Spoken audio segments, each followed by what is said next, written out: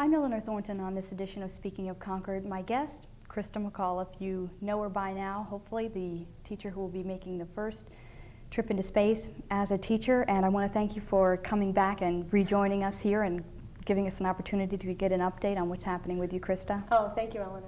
How is life progressing for you? Are things getting back to normal since since the time that the announcement came? I actually don't envision things to be really back to normal, and normal being the way my life was prior to the announcement, until probably next school year in 1986. My summer, which is normally a downtime for me and for the kids, and we have the chance to go to different places and do things that they're interested in, has been mostly media coverage up until now. So that's very different. My school year, this is going to be the first time since kindergarten that I'm not going to be starting school in September, so that's going to be extremely different. Training sessions, I'll be away from home for a while, and then traveling around the country when I come back from the shuttle flight. So when I'm talking about maybe normalcy, I'm really looking about a year from September. When you came back from Washington, and then I know you have since been traveling from coast to coast, but have you had time just to come home, take your shoes off, relax, sit down, talk with the kids? Have you been getting that relaxing time that you probably would like? Not yet. I think that will come. One of the problems was I was away for such a long time, and the community was very excited, my students were very excited, I have a lot of very good friends in Concord. No one was able to make that contact because I'd been in Washington for a week, I went back again for 3 days, I went down to Houston, I was back in Washington.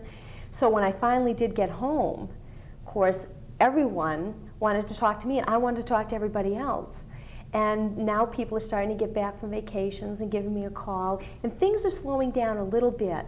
But I'm amazed that the media coverage is still as intense on a national level. I'm still getting quite a few phone calls, anywhere from the East Coast to the West Coast, and wanting to know a lot of different things. But the problem is I don't have anything new to tell them because all I know is what has happened from the 19th on. Once I get into the training program, I think I'll feel a lot more comfortable. What about your students from Concord High? Have you heard from any of them? Have any of them placed calls to you? Oh, a lot of them have written wonderful notes. A lot of them called the house. I've had quite a few of them stop by and just chat for a few minutes and they're usually telling me how pleased they are and how proud they are. And several of them have said, well, you're on my schedule for next year, and I'm not going to have you. And I've been waiting 2 years for this. And I apologize for that to anyone who is on the schedule for next year for my classes. But to reassure them that the replacement is someone who has a very similar teaching style. I will have a lot of input at the beginning of the year, so I'm assuming the courses will go as scheduled. What about, you said that you have between 400 and 500 unopened letters at home. Are they mostly from the Concord community? There's a lot of interesting mail that I've been getting. Our last name is McAuliffe, and we've been getting letters from McAuliffes all over the world. And just a little bit of information about their family, if they know somebody on the East Coast, and if there's a connection, and just kind of congratulations. And that's just an interesting part of it. Some people have sent us some family history that maybe we were unaware of, and that's kind of nice. A lot of people want some information. Some people want autographs. Some people, I've had wonderful letters from 82-year-old and a 72-year-old woman who, both of whom have been pilots for like 30 or 40 years. So they started in aviation a long time ago and really made their mark in aviation and looking at the space program and just saying, hey, I wish it was me. It was 90, here I am, I'm almost 90 years old, and I'd really like to be able to go up in that space shuttle. So the mail has been varied, but diverse. A lot of mail, and I'm hoping to try to sift through it because I would like to get back to everybody if I could. How has the feeling been under NASA's control? Are you adjusting to that? Being a school teacher, I've always been under some type of structure, whether it's the supervision of the superintendent plus the principal plus the department head, or if I'm in a smaller school, there's going to be maybe a department chairman who is making more impact on what I'm going to be teaching and that type of thing. So I've always been in some type of a structure. The one thing that's been delightful, and I think NASA kind of got that idea when they had 10 finalists there who were fairly outspoken teachers, was that at no point have they said, you can't say this, or you can say that, or would rather you didn't talk about a particular area. So it's like my classroom, I have a kind of a structure to work around, but I can ultimately decide what's going to be said and how I'm going to bring this information across. So that's a comfortable feeling. Yesterday, which was, I should refer to it as Tuesday, was designated Christa McAuliffe Day, and I think that was really exciting for the city to be able to put on that special day for you. And in your speech, which was brief but nevertheless effective, you mentioned that when you're up in the shuttle, you won't be teaching at Concord High, but you want everyone working together to help make education the best it can be in the country. And that was probably one of the most clearest shifts in Concord to the country as a teacher that I've heard you say or really seen come up. So I'm just wondering, are you officially, or are you feeling the shift from Concord High School teacher to teacher representing the teaching profession? I believe so. That's what I'm supposed to be doing at this point, is representing not only the teaching profession, but hopefully setting a role model for students who will maybe pursue teaching as an option for a career, or maybe look at their own teachers in a different light, that it is an important part of the whole society. I think sometimes students look at teachers and it's kind of, well, that's not an important job, and it is. If we didn't have an educated electorate, we'd really be having some problems. As I'm traveling around the country, my impact is going to be mostly with teachers.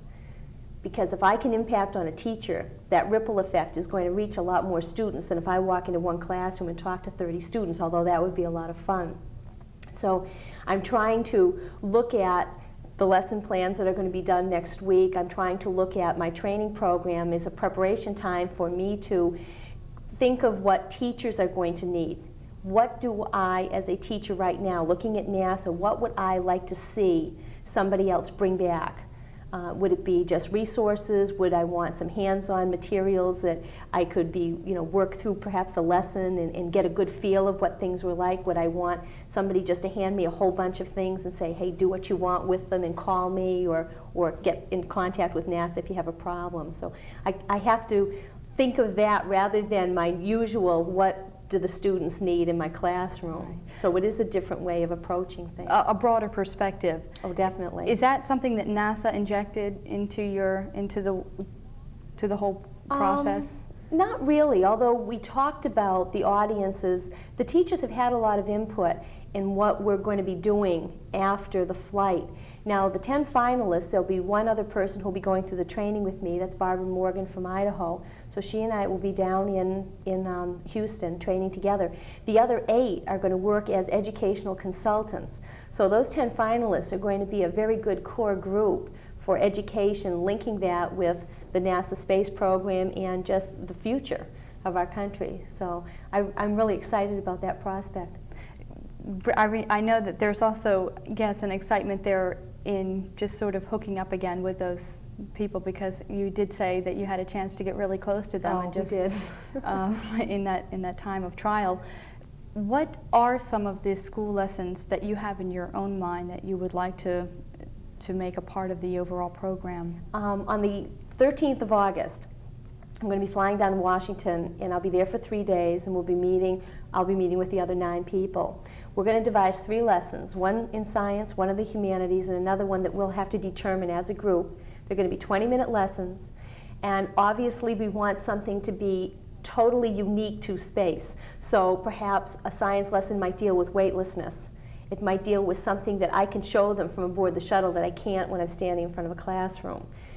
Any of the schools who have a satellite dish will be able to hook up and be able to see the teacher teaching from space. So I'm going to have a very broad audience. We're going to try to make the lessons something that a 2nd grader would be able to watch and get something out of, but a 12th grader would also be able to appreciate. And in doing that, we're going to have to do a lot of brainstorming, because we obviously don't want to turn anybody off from this. It's going to be an exciting thing to watch.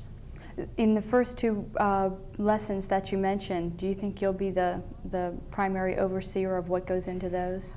Not on the science one, because that's not my field. But it's got to be something that I'm comfortable with, or I know enough about that I can give this information to the students. If it's a very technical physics type of lesson, I probably would get lost, and so would the rest of the world. So it has to be something that I'm comfortable with. The humanities and perhaps a geography lesson are again something that is very appropriate for the shuttle. I would feel very comfortable with input. Does Concord High have a satellite dish? Concord High has already been assured that they will have a link up. We don't have a satellite dish right now. Yeah, I didn't think but there will be a link up so that the students will be able to watch. And there is also some talk that there might even be a hookup so that some of my Concord High School students would be able to talk to me while I'm on board the shuttle. Okay, we'll take a break. Be back right after this. That and that's going to be in place, including, let's see, when do you have any idea when that's going to be in place?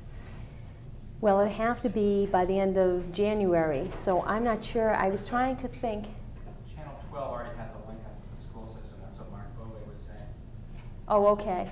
Okay. Oh, okay. So I guess it's Channel 12 that's going to be doing that. Yeah. I was trying to think. John just wants me to give Channel 12 a plug.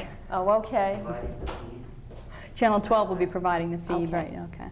I think actually Channel 12 is going to try and provide the feed for everyone, especially when No, we'll do it on Channel 12. we're talking now just about when William Bennett comes in and all the networks are going to be Oh. crowded into that classroom.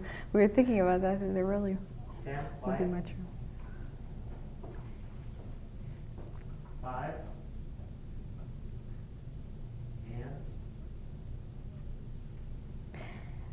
I guess the easiest way to put what's happened to you in these past few weeks is that you've become an overnight success. Have you had any time to think about that at all and what that means down the line?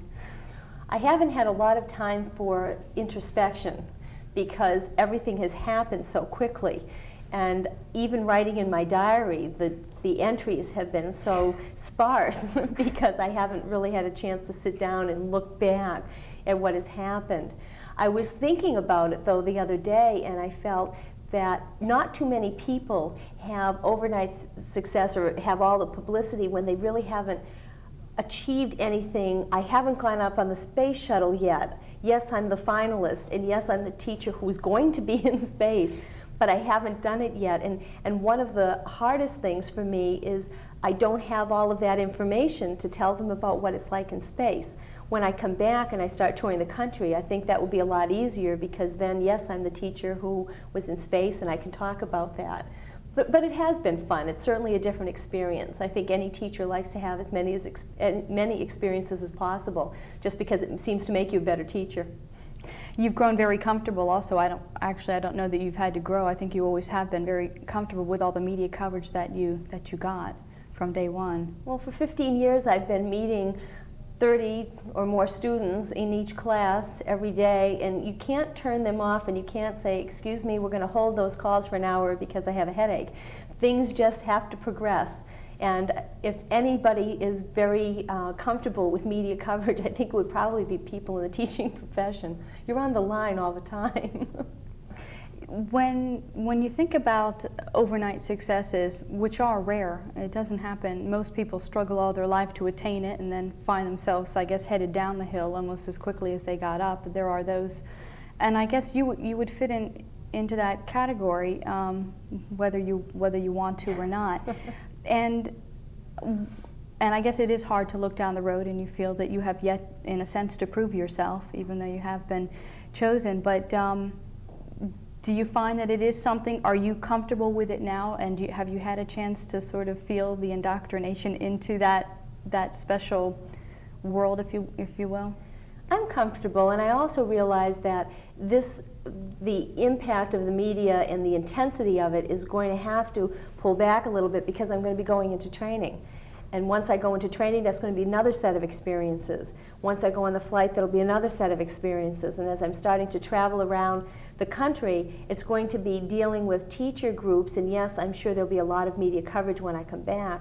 But my focus is then, how do I get this message across, or what kind of messages do I want to get across to teachers in the United States? I was thinking a little bit almost on a different, in the opposite direction, that while the media will continue to be there, it may feel like like it's peaking now, but it will increase again in January. Is it January or February? Do we know for sure there? It was originally scheduled for the 22nd, but with the last launch being bumped up a bit, it probably is going to be in February now. And even that could be? It could change. Right, okay, subject to change. But then again will be the surge, and then there might be a time to relax, and then the surge. But it seems like it will probably be there throughout your life. Oh, maybe. I really hadn't projected it that far. The first is always something that's special, and I think we put a lot of emphasis on the person who achieves something as the first one. But when you think of the space participant program, there'll be another category announced pretty soon. I'm the first space participant. There'll be other people who will probably be flying maybe 2 or 3 times a year. There'll be 2 or 3 different categories each year as it progresses. And that will dilute it a bit, and it's not going to be diluting it in a bad sense. Hopefully more and more people will get excited, more and more professions will get excited about not only the space age but the future. And it can't help but bring everybody maybe to see the world as a place where we all have to help one another, and we all need to be concerned about the environment, because as you get farther away from it, you can see how maybe vulnerable we are, and we really are interdependent. So I see a lot of good things coming out of this program. What would you see as the next field that would be likely to be in line behind the teaching profession? The 3 categories that had been kind of kicked around, and I'm not sure whether it's just through the media or whether it's NASA, have been a journalist, a poet, or an artist. Again, looking at things from perhaps a different perspective. Teachers certainly look at things one way, because we're looking at something so that we can take the information and bring it back to somebody who may not understand what we're looking at. Maybe it's a 2nd grader who doesn't really understand the technological advances of the space age, but is going to be very excited to see perhaps a person going out and using the arm and launching a satellite. And then you might have a 12th grader who understands a lot of that. Or you might have somebody who wants to go into that field. So a teacher sees things on all different levels. A journalist would see something differently. An artist or a poet certainly would see something differently. And I think those are the types of images they're trying to bring back, rather than just the astronaut's image of that particular job that they're supposed to be doing, and then they come back. You know, they're looking at it as an observer now. The space participant is really somebody who kind of sits back a little bit, yes, is an integral part of the crew, but has maybe a little bit more time to be aware of some of the things that are going on, or to take a second look and say, yeah, that's really interesting. I think I'll talk about that when I get back on Earth. So I was going to ask you, do you consider yourself to be a victim or a beneficiary of all that is unfolding and will continue to unfold, I guess, before you for the rest of your life? Obviously, you see it as a real benefit. Oh, definitely. Especially because not only is it a real unique experience, something that not everyone has that opportunity to do, but also when I think of the opportunity to represent my profession, and I've been very involved with teachers and students for such a long time, when I think of the 36 years that I've been around, and 15 of them have been involved with schools, and that's a lot of concentrated effort that I put into education. And that chance to make a statement, or the chance to have other people look at me as a role model, the chance to give other students the role model of perhaps somebody who they might want to be like. You know, it's not maybe a burden, but it gives me a new challenge, which is nice. And perhaps another angle, you, Christa McAuliffe, as a marketable commodity. We'll talk about that when we come back. Stay with us. No doubt the time is going to come, be it sooner or later, that people are going to be wanting to take your name and use it to make money. And I don't know what kind of guidelines NASA is going to lay down, as we were talking about during the break, but what kinds of things would you like to see your name go to? Would you like to lend your name to if you had that opportunity, which no doubt you will? Well, hopefully something that deals with education, since I'm a teacher.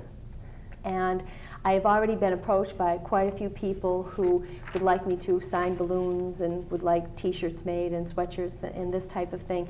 And I'm not sure how NASA is going to react to that, because it's such a new category, and they do certain things with the astronauts, but the astronauts are federal employees, and I kind of don't fit in any place yet, so they have to look at me and see what's appropriate and what's not appropriate. I would like to do anything that obviously would be a good impact on the schools with the education, like an educational fair or something like that. I would love to be able to lend my name to and sponsor something like that, or a readathon, or things that would get students interested in education.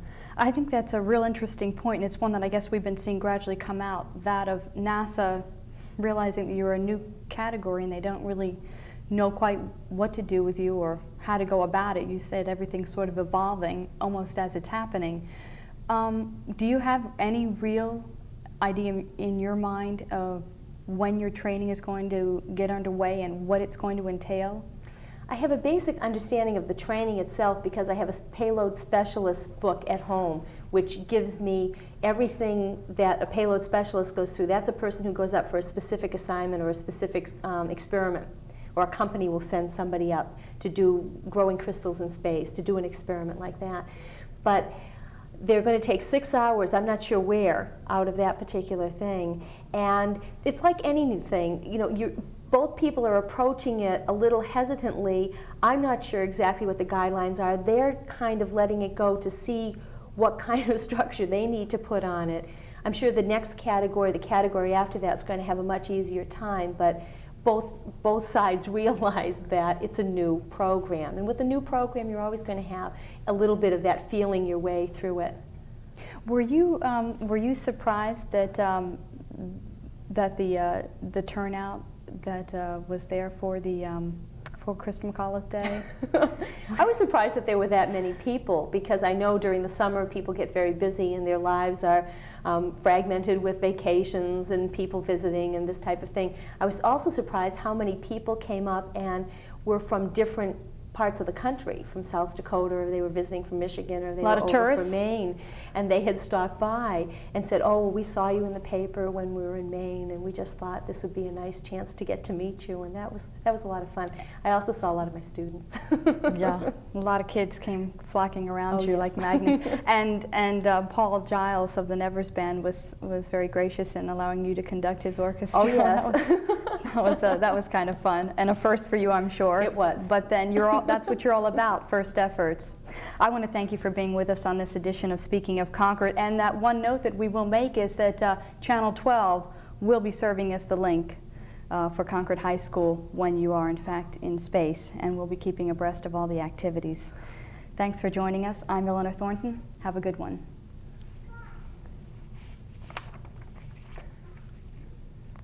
That was really nice. That was really enjoyable listening to you, because I feel like a lot of that was off the cuff, and I mean, I guess that's where sometimes you can find it to be the most sincere, when sometimes when people don't have a lot of time to think about things. Sometimes you know that, then you know it's genuine, but then you come across as a very genuine person anyway. But, oh, good. Yeah, but I think your philosophies are so healthy. I mean, and I think it's really aware that those other categories that you mentioned were under consideration. You just think of